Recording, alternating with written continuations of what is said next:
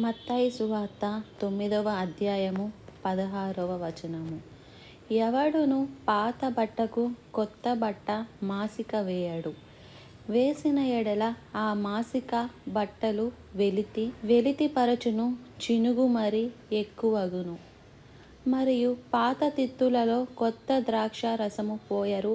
పోసిన ఎడల తిత్తులు పిగిలి ద్రాక్షారసము కారిపోవును, తిత్తులు పాడగును. అయితే క్రొత్త ద్రాక్షారసము క్రొత్త తిత్తులలో పోయెదురో, అప్పుడు ఆ రెండును చెడిపోక ఉండునని చెప్పెను. మన ప్రభువు చెప్పిన ఉపమానాలు చాలా సాధారణమైన విషయాలను తీసుకొని అద్భుతమైన సత్యాలను బయలుపరిచేవాడు. ఈ రోజుల్లో ఎవరు బట్టలు కుట్టుకొని వేసే స్థితిలో లేరని నేను అనుకుంటున్నాను. ఇప్పుడు తిండి కంటే బట్టలు చౌక అయినాయి. ఎక్కడ చూసినా డిస్కౌంట్లు. మనకి కావలసినవన్నీ బట్టలు వేసుకోవడానికి టైం లేనన్ని బట్టలు ఉన్నవాళ్ళు చాలా మంది ఉంటున్నారు. పూర్వకాలంలో ఒక వస్త్రము కొంచెం చినిగిపోతే దాన్ని మళ్ళీ తిరిగి కుట్టుకునేవారు, మాసిక వేసుకునేవారు. మనం దేవుని బిడ్డలము, సౌమ్యంగా ఉండాలి. ఎవడును పాత బట్టకు కొత్త వస్త్రాన్ని మాసిక వేయడు. వేసిన ఎడల చినుగు పెద్దది అవును. కొత్త సంవత్సరంలో మనందరం కొత్త ఆశీర్వాదాలు కావాలని ఆశపడుతున్నాం. కొత్త దీవెనలతో నింపబడాలని ఇష్టపడుతున్నాం. అవునన్న వారందరూ హల్లెలూయా చెప్పండి. ఏం కావాలి? కొత్త ఆశీర్వాదాలు కావాలి, కొత్త దీవెనలు కావాలి, కొత్త ఇల్లు కావాలి, కొత్త కారు కావాలి, కొత్త వస్త్రాలు ఆల్రెడీ వేసుకొని ఉన్నారు. ఇంకా అన్నీ కొత్తది అంటే మనకు చాలా ఇష్టం.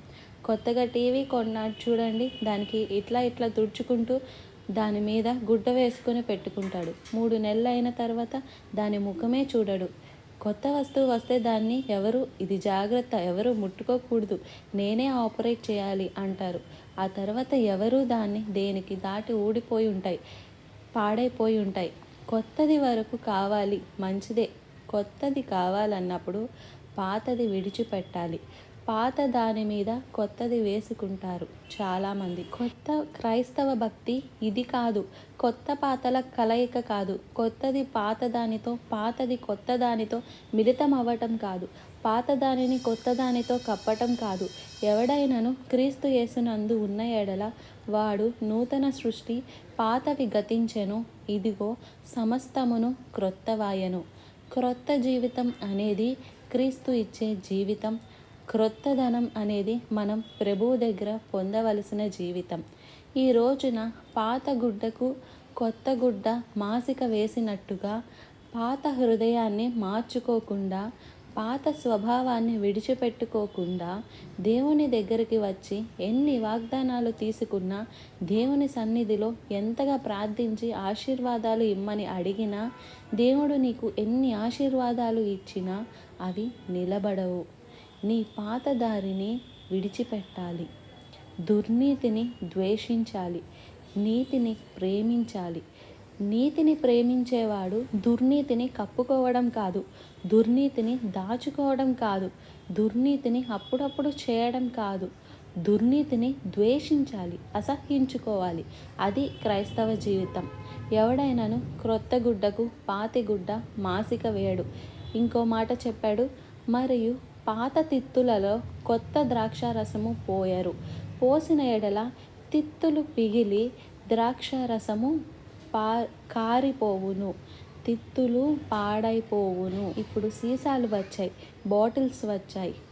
ఒకప్పుడు బాటిల్స్ కనుగొనక ముందు, గ్లాస్ కనుగొనక ముందు ఏదైనా ప్రిజర్వ్ చేయాలంటే బాటిల్స్ కాదు కానీ తిత్తులలో, తోలుతో చేసిన తిత్తుల్లో పోసి పెట్టగలిగేవారు. పాత తిత్తులలో కొత్త ద్రాక్షారసం పోయరు. ఆ రోజుల్లో ద్రాక్ష రసాన్ని ప్రిజర్వ్ చేయడానికి తోలితో చేసిన తిత్తులు అంటే బాటిల్స్ అనుకోండి, వాటిలో పోసి పెట్టేవారు. అయితే కొత్త ద్రాక్ష రసం వచ్చినప్పుడు ఆ పాత తిత్తుల్లో పోస్తే ఏమవుతుందో తెలుసా? పిగిలిపోతుంది. ఎందుకు? కొత్త తిత్తు అంటే కొత్త తోలుతో చేసింది, ఎక్స్పాండ్ అవుతుంది. అంతేకాదు కొత్త ద్రాక్షారసం ఉబుకుతుంది, ఊరుతుంది. కాబట్టి కొత్త దాంట్లో పోసినప్పుడు ద్రాక్ష రసం ఊరుతుంటే తిత్తు కూడా ఊరుతుంటుంది కాబట్టి అది సర్దుకుంటుంది అందులో. కానీ ఆల్రెడీ ఊరిపోయి తిత్తు సాగిపోయిన తిత్తులో, బాగా పెద్దదైపోయిన తిత్తులో కొత్త ద్రాక్ష రసం పోసావంటే అది ఊరినప్పుడు ఈ తిత్తు ఇంకా ఎక్స్పాండ్ అవ్వలేదు గనుక పిగిలిపోతుంది. తిత్తు పాడైపోద్ది, ద్రాక్షారసం పాడైపోద్ది. ఈ క్రొత్త సంవత్సరంలో మన తిత్తులు, మీకు తిత్తులున్నాయా? ఏంటా తిత్తు? మీ హృదయం. మీ బొజ్జ కూడా తిత్తే. ఆ తిత్తు గురించి నేను ఇప్పుడు చెప్పడంలా. ఈ బొజ్జ తిత్తు పోసే కొలది పెరుగుతూనే ఉంటుంది. చూడండి, ఎంత తిన్నా మీకు పొట్ట ఇట్లా అభివృద్ధి అవుద్ది. ఎందుకు దేవుడు సేఫ్ డిపాజిట్ లాగా ఇనప పొట్ట ఇవ్వలేదా అనుకుంటాను నేను. ఇనప పొట్ట మనకి ఇచ్చుంటే అంతే తిని నోరు మూసుకొని ఉండిపోయేవారు. ఈ పొట్ట ఎక్స్పాండ్ అవుతుంటే ఎంత తిన్నా సరే తిని పెద్దదయ్యే కొలది ఆ పెద్ద పొట్టను నింపడానికి ఇంకా ప్లేట్లు తినాల్సి వస్తుంది. చివరికి మంచాన పడాల్సి వస్తుంది. కొంతమంది అక్కడక్కడ చూస్తుంటారు, 200 కేజీలు, 300 కేజీలు, 400 కేజీలు కదలలేరు, మెదలలేరు. అబ్బా, ఎంత అంటే 400 కేజీల వాడు ఏం చేస్తాడో తెలుసా? ఒళ్ళో గిన్నె పెట్టుకొని తింటుంటాడు. మళ్ళీ